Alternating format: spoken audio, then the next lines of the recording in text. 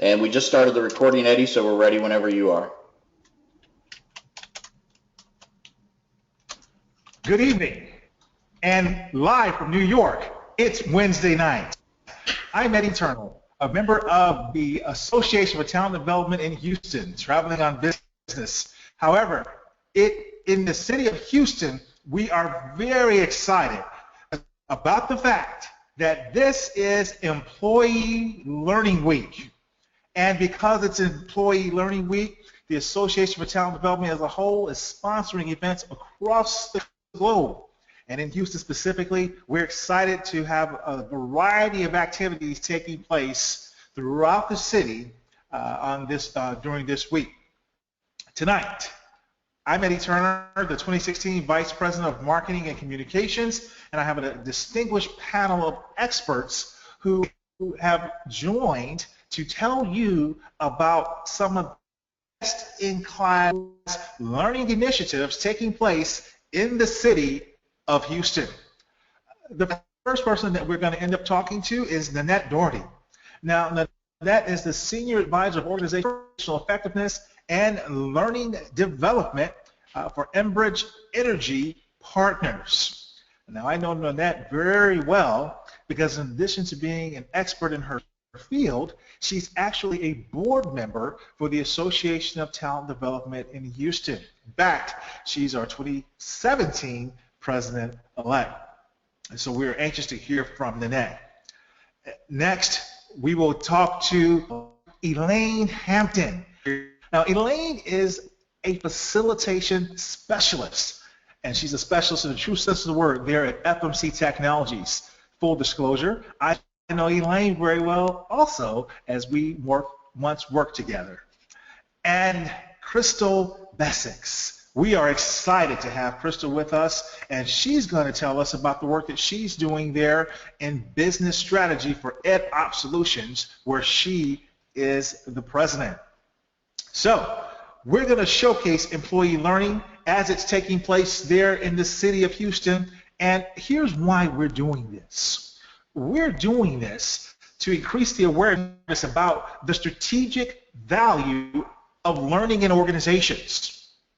The Association for Talent Development, formerly known to most people by our initials ASTD, has declared December 7th through the 11th, 2015, as Employee Learning Week.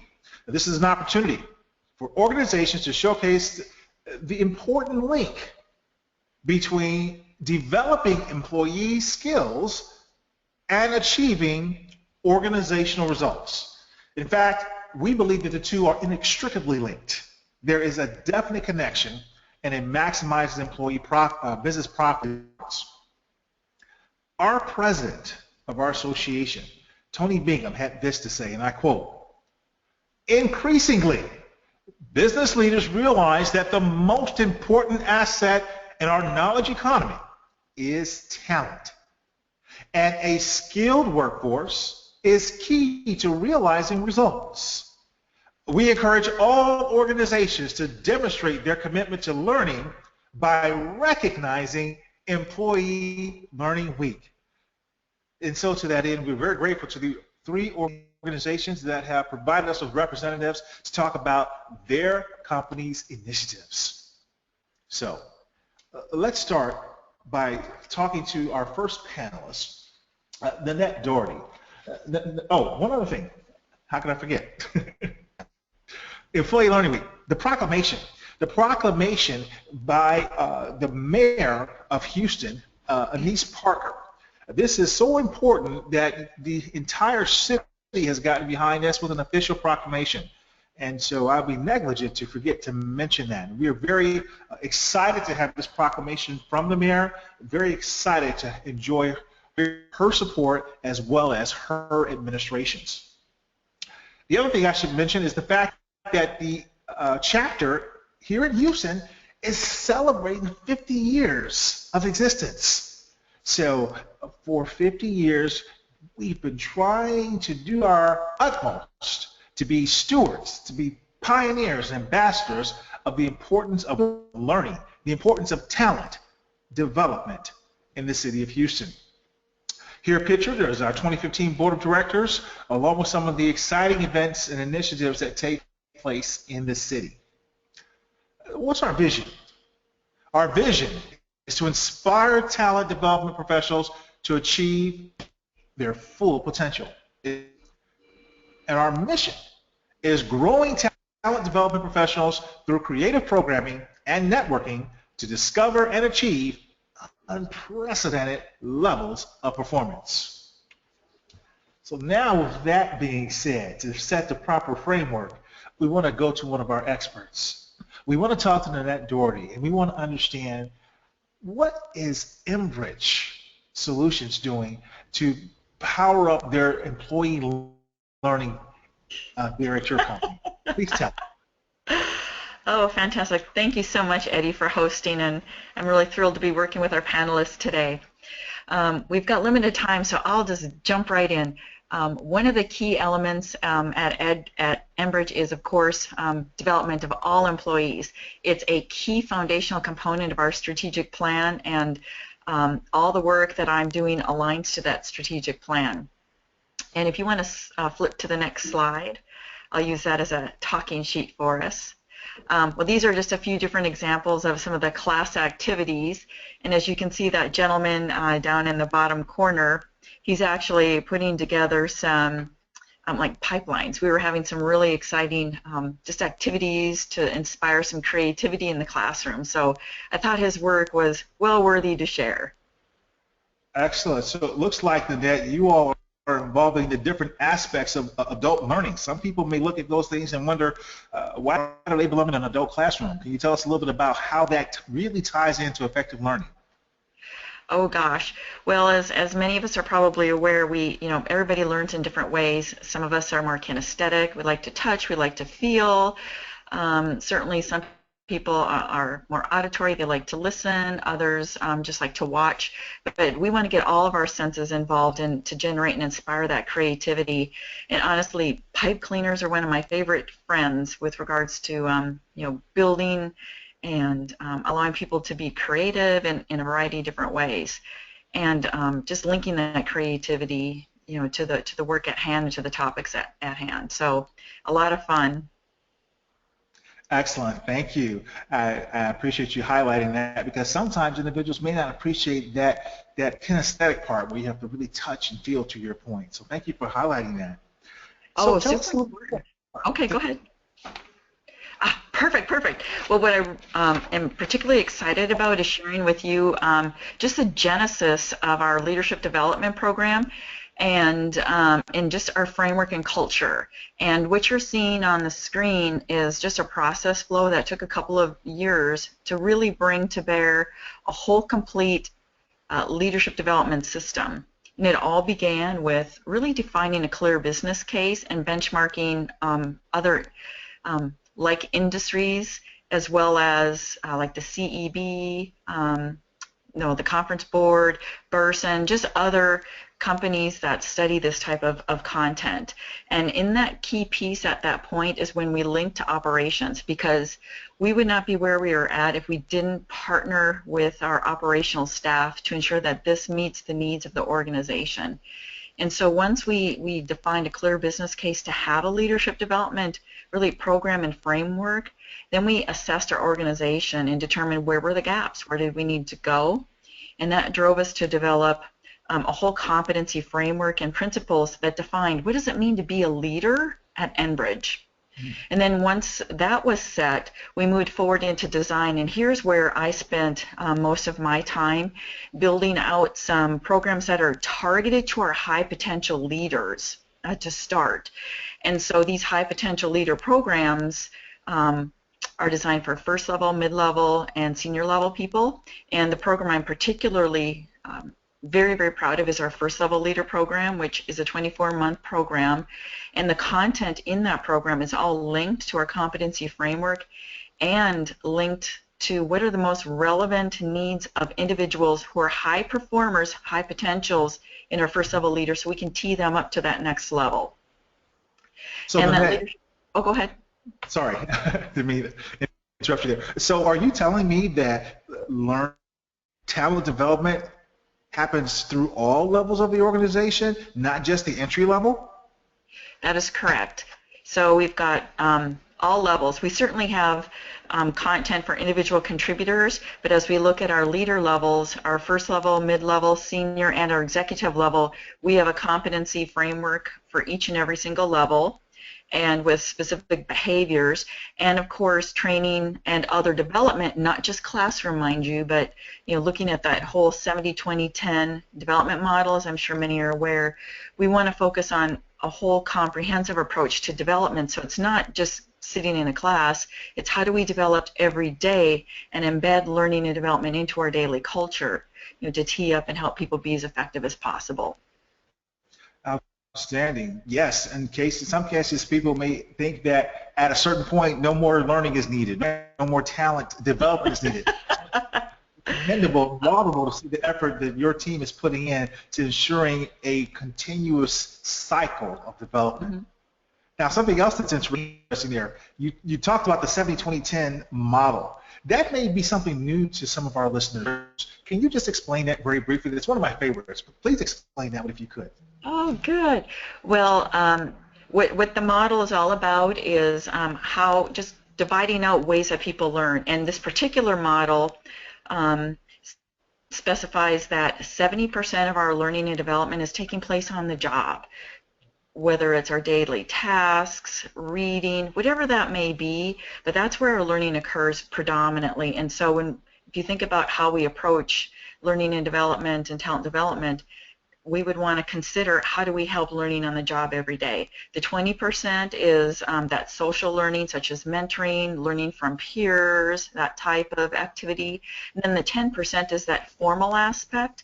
In other words, sitting in a classroom, perhaps participating in a virtual classroom or e-learning, that formalized approach. And granted, the ratios can shift depending on the nature of the needs, the level of an individual and organization. But just as a rule of thumb, it's a nice approach to target, putting together a comprehensive approach to helping people learn and develop in their jobs. Excellent, excellent. Thank you for that feedback. So moving on, you had something else that you wanted to share with us about the sustainability. Yeah, on the next page, what's really critical about sustainment is this. Think of all the times that you yourself may have seen programs get enacted and then they become the flavor of the month or the flavor of the year. Oh gosh, HR just rolled out something and now what's on to the next? Well, here at Enbridge, this is a model and an approach, our leadership development approach, that we don't want to just fade away. It happened years ago that a program was brought up and then it faded away, and so when this program was brought into play, that was some of the scuttlebutt going around. Oh, it's a new flavor. But now that we've got programs up and running, a competency framework, we now have this variety of sustainment activities to keep this content real, to keep it fresh, to keep it moving forward. And as you can see in some of the circles, at the top, ELT stands for our executive leadership team and our executive management team. In other words, our most senior individuals, and we keep those individuals engaged, and they help in our decision making about just different content, topics, activity. We certainly capture metrics and feed that up through our different leadership so that they understand that we're making an impact. We have other elements of making it real, such as spotlights. We interview different leaders, and they tell us about their leadership practices. So it's real. It's just not some model, not us sitting in a classroom. They talk about, what does this look like day to day on the job for me to demonstrate accountability or integrity, or here's how I delegate effectively or manage the business. It makes it... Again, having those role models is absolutely critical to keeping our programs sustained, so people see it's just not some random program HR put together. Again, it's got to be so strongly linked to our operations, and these sustainment activities are linked to our operational team, our senior leaders, all the way through to our individual contributors, again, to keep it alive. And I can't tell you enough how important sustainment is when you roll out some sort of effort, whether it's an individual workshop or even a whole complete system, as we have done. Thank you. So when you talk about the sustainability and the breadth that you did, That's impressive. And it also sounds like not only are you training all levels of the organization, but it sounds like you enjoy a very high level of executive sponsorship and support. Is that true?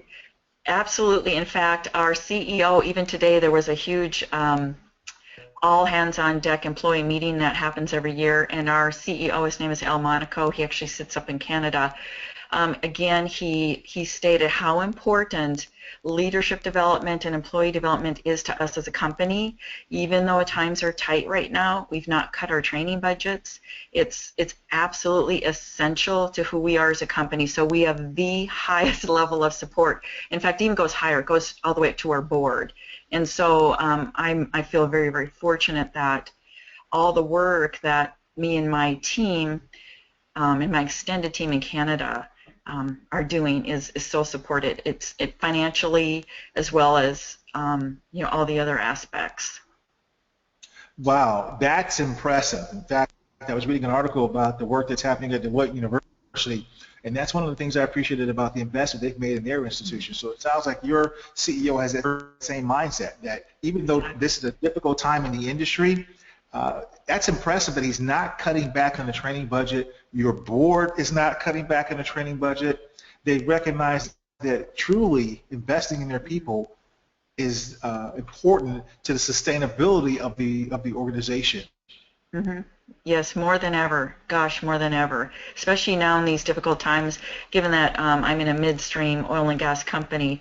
As many of us know, so many layoffs have been occurring, and what happens so many times, what gets cut, the training budget or human resources, and has strategic trimming occurred? Of course, I'm not saying that it hasn't, yet the foundation of developing people is absolutely critical. Yes, in fact, would you say that perhaps while it may be argued that it's a difficult time to retain the training budget intact the way your CEO has done, would you say that this actually might be a great time because people have time to retool and take classes they may not otherwise be able to take?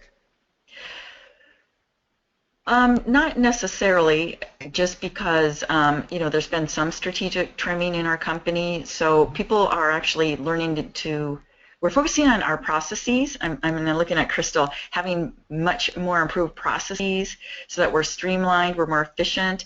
And how do we get there? Well, we have to provide some skill building, and so that's going to create the opportunity. And by providing appropriate skills such as being more effective delegators or managing our time and people better, honestly, it's going to generate time because we won't have rework, we won't have confusion. People will know what they need to do, how they need to do it, what are the parameters, and so they actually go hand in hand. It's less about time. It's a function of we're more effective and efficient and more highly skilled, then everything is smoother, and we don't waste time. Thank you for that clarification. Also, what's been the reaction to the people in the organization through your efforts of training everyone at all levels, the sustainability, so it's not a flavor of the month type of an endeavor? Mm-hmm. What's been the reaction amongst the employees? Actually very favorable, because people are seeing that there's that level of commitment. They're seeing just the quality and the linkage to the job. These aren't just random pieces of content that we're throwing out. It's linked to a system which is linked to their job, and it will help, and it's helping them be more effective on the job. And as individuals are seeing the results, they're more effective, their employees are more effective, they're more satisfied. Honestly, it's hitting the engagement, because we do engagement surveys every couple of years. We're starting to see that difference and that impact. So it's been very, very positively received.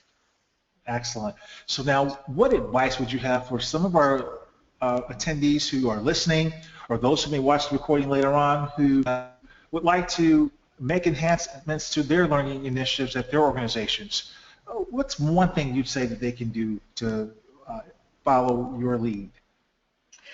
Number one, I would talk to and connect with your operational team, and first off, determine where there may be some issues, concerns, problems, challenges, and really understand how learning and development could help individuals solve their problems and help them be more effective. I would start there, and then from there build a broader system because if you start really big without understanding what some of the issues are, I think it might be overwhelming. But if you've got competency frameworks and these type of things in place, still make sure it's meeting real business needs.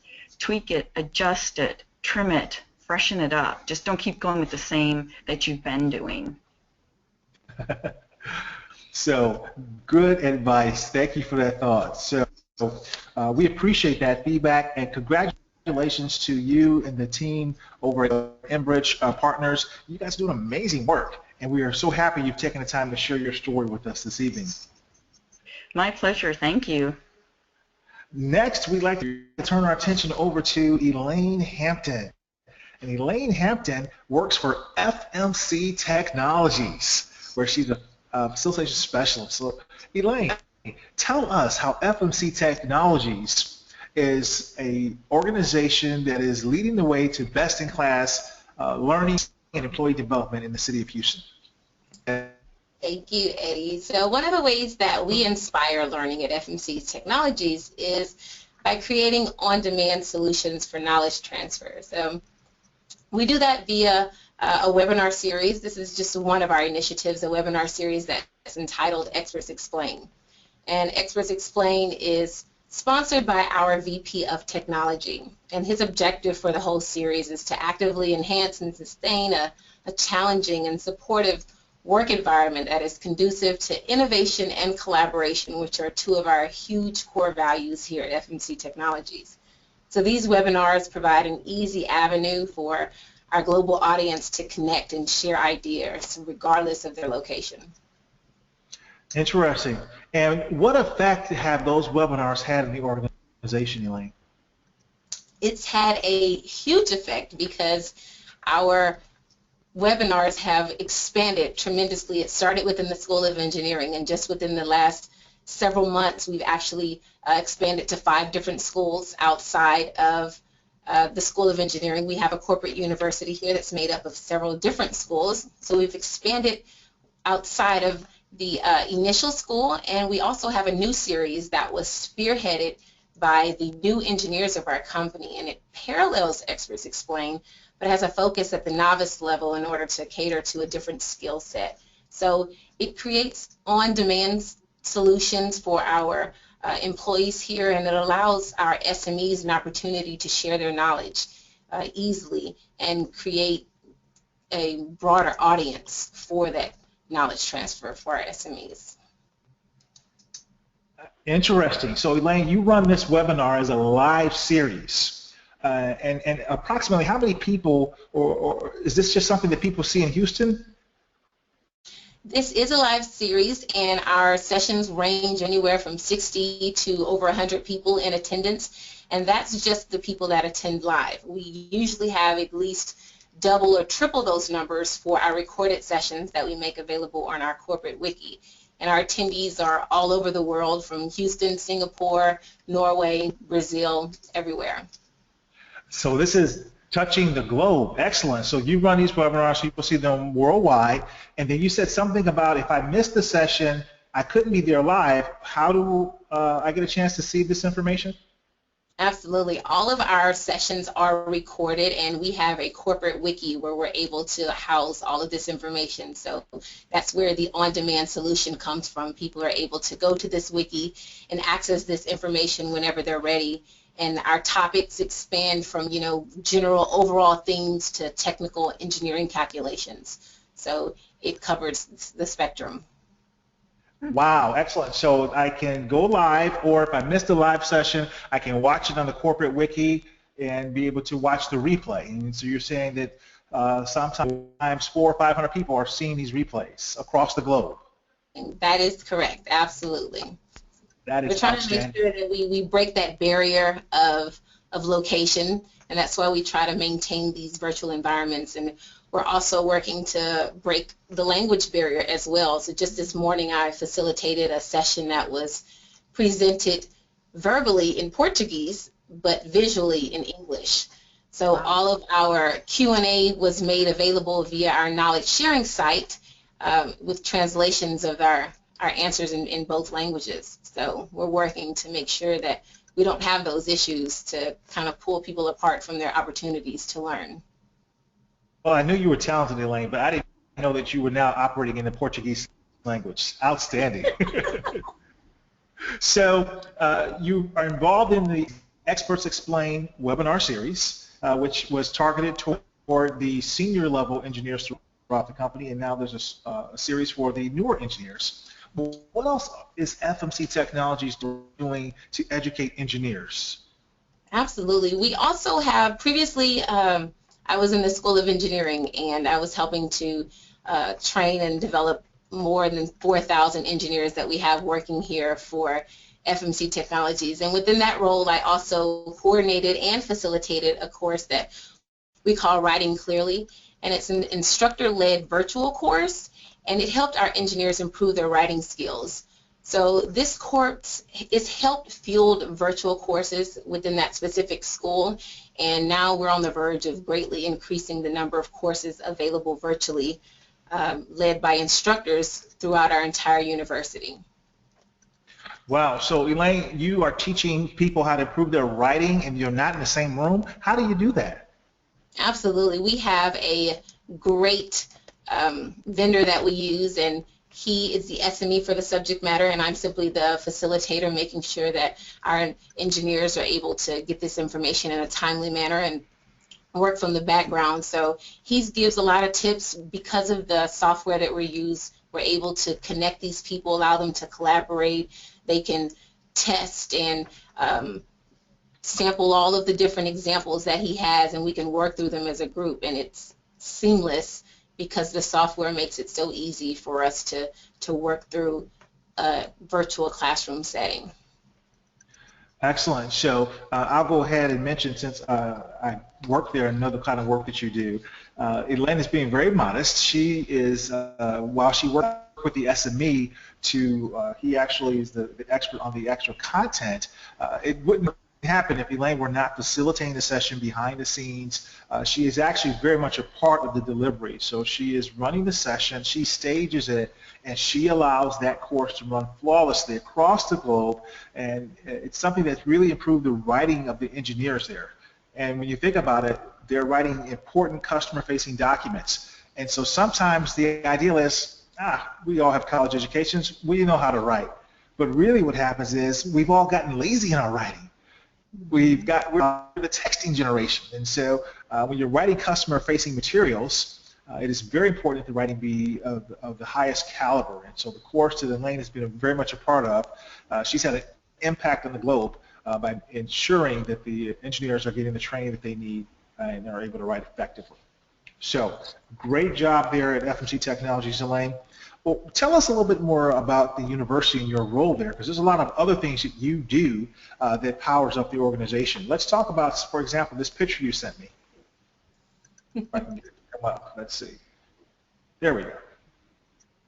Absolutely. This is a picture of our Learning Center here in Houston, and we have a space that is specifically designed to create collaborative learning, to allow our employees to be in these environments that are conducive to innovation and sharing all of their ideas and their wisdom. So we have touch screens, which you can see there all over the area, and we also have different games and activities, and we have spaces that are designed to inspire all of these learning opportunities. Outstanding. And what's been the reaction of the employees there at FMC Technologies, Elaine? The reaction of our employees as far as our virtual events, they are extremely excited. We're using Adobe Connect and WebEx and different platforms that they have not seen before, and even within those platforms we're creating new engagement strategies to make sure that we can capture their attention at all times. So they're usually very excited. They want to see more classes. They want to always go a little bit further and see what else they can do and how they can use those platforms for their own learning transfer opportunities with their employees. So it's been wonderful. Fantastic. What's been the thing that you would say is if organizations want to copy what FMC Technologies is doing and they want just one thing they can do better, what's the one thing you would say that they should think about doing or looking at?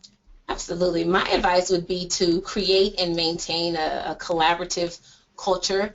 We want to ensure that people know where to go to find the information, because at the end of the day, it's all about access. Just because there's not a formal training program, it doesn't mean that the knowledge isn't out there. So if you create this culture of collaboration, then it's a lot easier for people to go to their peers and simply ask the question. Super. Well, Elaine, thank you so much for being a part of our panel this evening and sharing some of the best-in-class work that you're doing over there at FMC Technologies. We're excited to have FMC Technologies be supporters of the Association of Child Development in Houston and a part of the Houston community. Keep up the good work. Thank you. All right. Now, what we'll do right now, ladies and gentlemen, we're just going to take a quick pause and check in with our facilitator behind the scenes, who we should mention is Ken Kahn. He's the Director of Virtual Technologies for ATD Houston, and we're excited to have Ken, who just does a fantastic job for us in our virtual programs. Yeah, there he is. Thanks for waving, Ken, letting us see you. And Ken, do we have any folks who have put things in the chat window, perhaps, or there are queued questions they've submitted silently? I've been watching things. I did chat out earlier to everybody. If you have any questions during any point, raise your hand and we can unmute you. You have your little virtual hand in the tools, or if you aren't in a place where you can speak with us, you can always text in a chat comment or question for us to put out to our panelists. But thanks for checking in, Eddie, and we don't have anything right now. Thank you, and that's my apologies because I should have mentioned that at the beginning of the program. So yes, if you're tuned in and you have a question, we want to hear from you in the audience. As Ken said, go ahead and there's a raise hand feature.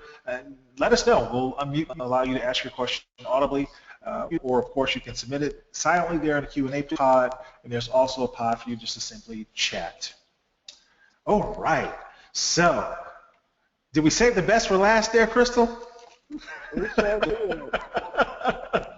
All right, so we now want to turn our attention over to Miss Crystal Bessix, and Crystal has an M.B.A. She's the president of business strategy over at edOpp Solutions, and we would like to know, Crystal, what is edOpp doing to promote best-in-class learning initiatives, best-in-class talent in the city of Houston?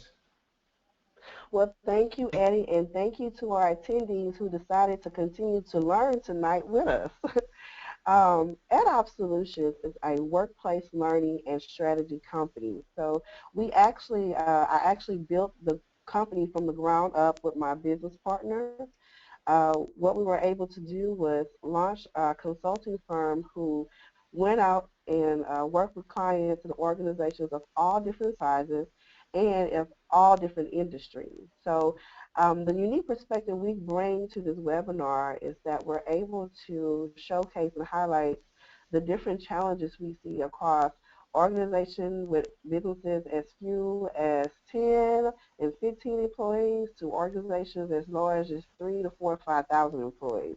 We've seen it where situations where leadership was not involved, unlike Nannette of Enbridge, but the L&D was passionate about trying to launch a learning initiative. And we've seen it where the CEO led the charge, but the middle managers kind of resisted. So we see different type of aspects of learning, and what we've learned is that you have to have the learning and the strategy in order to make all of this, everything that FMC described, everything that Enbridge described.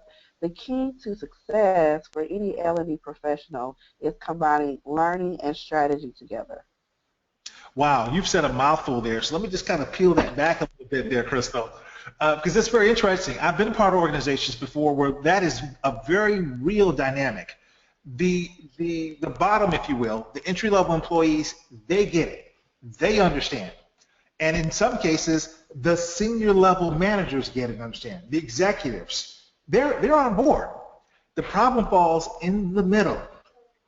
Talk to me about what is your strategy. You said the strategy has to be in place, they have to be in sync. What do you do when you walk into an organization, you see those things, you see a scenario like that? How do you help clients?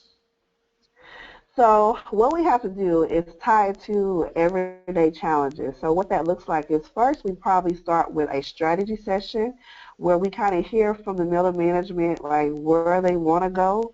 We compare it to where they are today, and we emphasize to them the gap in the middle is the employee learning, because it's going to be the employee, the team that's going to help drive you to your results. So we have to really show them basically, who they are and what they're missing in order to get to create a good business case, a convincing argument for them. Plus, we do have a buy-in of the CEO, so I think that leverages as well. But really for the middle managers is letting them see how learning would be of benefit to them, how it would ease some of the challenges that they're actually facing on the day-to-day job. So if we have a middle manager that's complaining that their employees are not meeting the customer order within a 24 to 48-hour time frame, so then we'll say, okay, what does that process look like? So they paint the picture. But then as we begin to analyze the process, we realize that Cynthia sitting in the order taking fulfillment office did not understand how to fulfill the order. Therefore, that means she needs learning and training. So. Yes. Excellent. So tell me a little bit. I love this photo of you. This is great. Talk to me a little bit about this and how this factors into you walking into an organization and helping them figure it all out. Well, we're really passionate about transforming learning. We have a history, like 15, 20 years experience with training, from training students to training faculty to training board members to training executive leaders to training workers who could not speak English to training all different backgrounds. And what we realize is that it's not training that we need to focus on. We need to focus on learning. So our goal with that is looking at how we can integrate learning into every area of the business. So we actually call that looking at our 4 Ps. We want to be sure that we integrate learning into the purpose of every company. Secondly, that we integrate learning into the people of every company, looking at job descriptions.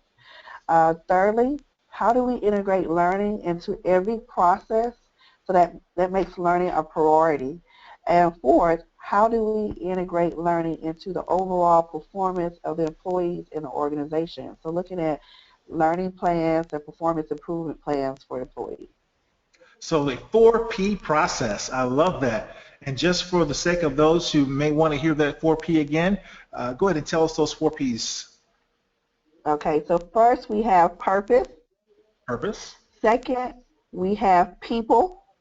Mm-hmm. Third, we have processes. And the 4th P is performance. We feel that those 4 Ps are critical, and they're actually common in every organization. So we can attach learning to each 4 P. We have made learning part of the culture. Well, that's a very wonderful process that you have there, and a very nice way of looking at it, tying it to every aspect of the business. So when you think about learning and you think about how that ties to every aspect of the business, and making it a part of the culture, what's the biggest obstacle you see people in terms of overcoming the idea of making it a part of their culture? Because when I look at many mission statements, unless it's a school, you don't often see learning surface in maybe the mission statement, right, or the vision statement. So talk to me about that. So in regards to purpose in the mission statement, not specifically saying that the word learning has to be there, but if you're saying that our mission is to be the leader in the industry, well, don't you have to learn to lead? Okay. If you're saying that your mission is to be an innovative company developing innovative products, well, you have to learn to innovate. So I think with anybody's mission statement, we can attach learning to everything that you do, because I want the attendees to realize that learning is not an event or a workshop, Eddie. That learning is an ongoing, continuous process that helps us innovate and change and do better at the workplace. It should be a part of the fabric of who we are, not just as companies, but as individuals. Absolutely. I love that. I love what you said that. I also like the little English that you put on it when you gave me the answer. Yeah, and that's the point. It is a process, and Yeah. so it's not an event. So learning should not end at the end of a course, at the end of a session. Learning should be ongoing, should be ongoing development. So I love the way you explained that. So give me an example, if you would, of maybe your best scenario that you have had in your work, your best client, your favorite outcome that you could share with the audience. Well, for example, we've worked with Metro Houston on their transportation division side. The first thing we actually did was met with the transportation leaders and supervisors to get a grasp of what was some of the specific business challenges they were facing as managers. From there, they identified that, bus operators were not checking in on time, for example. They were not following dress code and keeping professional conduct. It actually kind of turned to a gripe fest about the bus operators, but then we had to let them see how, through learning, we could corral those challenges that they were facing. So after we did the analysis with the management team, we actually developed custom curriculum, branded it with Metro. We actually called the program the Bridge because we wanted to bridge the bus operators to a new level. We created that and developed a 4-module, 4 months, a 1 module a month. We trained over 50 bus operators, including their direct supervisors.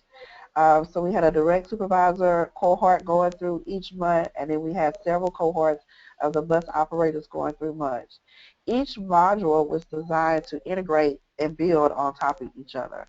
So by the time it was completed, we have successfully improved the teamwork, the communication, and what we actually did was allow them to innovate in the process. So the bus operators were able to write their own code of professionalism, and the supervisors were actually able to write their own flow chart for communication and responding to situations in the workplace. So then those were able to be recommendations that we sent up to the senior management team, that they knew what was going on, and they felt that they could own this learning and leadership process. Wow, that's fantastic. Yeah, this is some work. That was some heavy lifting, Eddie. It sounds like it. Well, it sounds like it was heavy lifting, but I am confident the right person is on the job and that other organizations benefit from your expertise. So I will ask you the same thing I asked our other panelists. Tell us one thing that a fellow company there in Houston is able to do to emulate best-in-class learning organization. I think that the one thing that any organization can do is to become a learning champion. I think that as we talk to more HR professionals and L&D professionals, sometimes they feel like they don't have a voice at the table when the executive leadership is setting strategic priorities for the organization. So they have to find a way to become the learning champion by, like what Nannette said, bridging the gap between other departments. Become a consulting department, a consulting company within your company. Consult with other departments to understand what their needs are and their challenges are. Get feedback and listen to what everybody what employees are talking about. Then you be the champion and develop learning and programs around that. Find your voice at the table through those initiatives to be sure that they know that L&D should be an investment. I love that. And I appreciate what you said here also in terms of finding your voice and being the champion. There's something else you just said there, and I'm drawing a blank, but it really resonated right before you said being a champion. But those are all the key things that we need in organizations, and this idea of definitely having the right level of sponsorship. So, right. The point that you mentioned there about the internal consultant, becoming an internal consultant. Tell me how you define that a little bit more. You said it, but let's isolate that. How do you define that, and why is that so important? I think you define it by looking at, okay, so let's say we've, like Metro was actually only a department of two L&D professionals trying to service 3,000 employees. And typically we run into that across the different organizations, is that the L&D department is small. So then offer your services to consult with each department.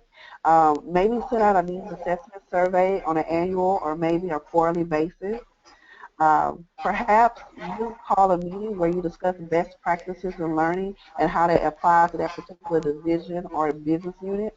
But make yourself as an expert of learning and determine how you can make learning fit into everyone's strategic priority. Now, if I become an internal consultant and I try to do all these things that you mentioned, which are great ideas, do I run the risk of in some way not being able to do my day job? I think you have to find a balance between your day job. But I think we have to look at how our day job is run. You're probably already doing it. Is that it's just that we're not saying that that's what we're doing. You're already meeting other companies. You're probably serving on cross committees in your company. But now you bring learning to the table. I don't care if the company is talking about a branding campaign. You find a way to put learning into the development of that branding campaign. Because now you have to teach the company employees to be brand ambassadors, for example. Mm-hmm. Fantastic. Well, you are doing some great work there in the city of Houston, and we appreciate you being a part of our panel, appreciate you being a part of the Association for Talent Development in Houston, and taking some time to talk with us this evening. So at this time, I'd like to open it back up to the rest of the panel. I think we lost Elaine there on her camera feed. If we can get Elaine back up there. All right, excellent. All right. So beautiful shots. Great to see everybody. And ladies, what did I miss? What, as we went from one panelist to the next, what may have come to your mind and you thought, wow, I forgot to mention this, or I forgot to mention that? We'll give you a chance to just go ahead and let me know if there's something else that you'd like to contribute to the discussion this evening. I'll start with Nannette, since you went first. There, more than any, oh my. We hear you. Oh, okay. More than anything, I just say, please, I'd say,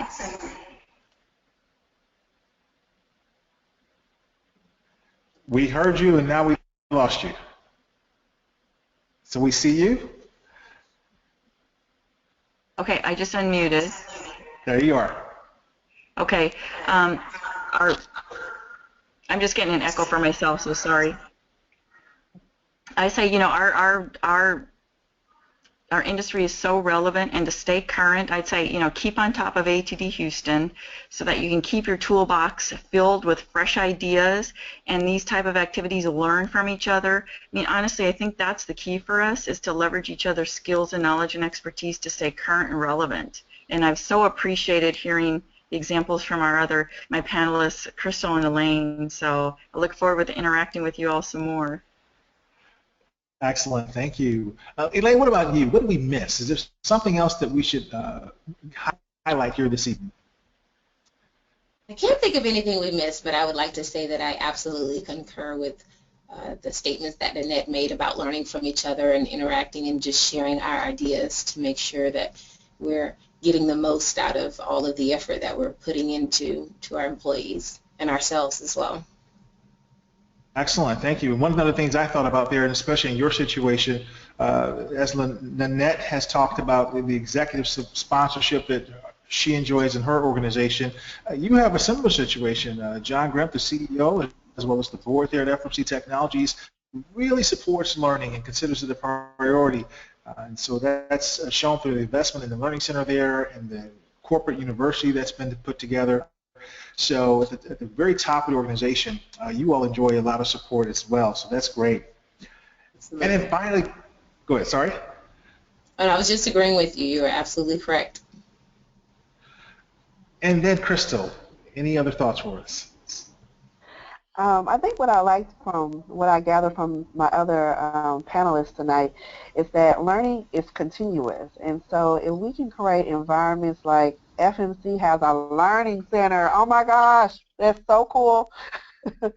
If we can create opportunities for learning to be continuous, look, as Nannette talked about her sustainment, because learning has to be continuous. We have to continue to learn even in the workplace. And I believe that it's a company's responsibility to teach, to train, so that we can learn, so that we can have, so we as employees can have the knowledge to continue to innovate and work harder for the company.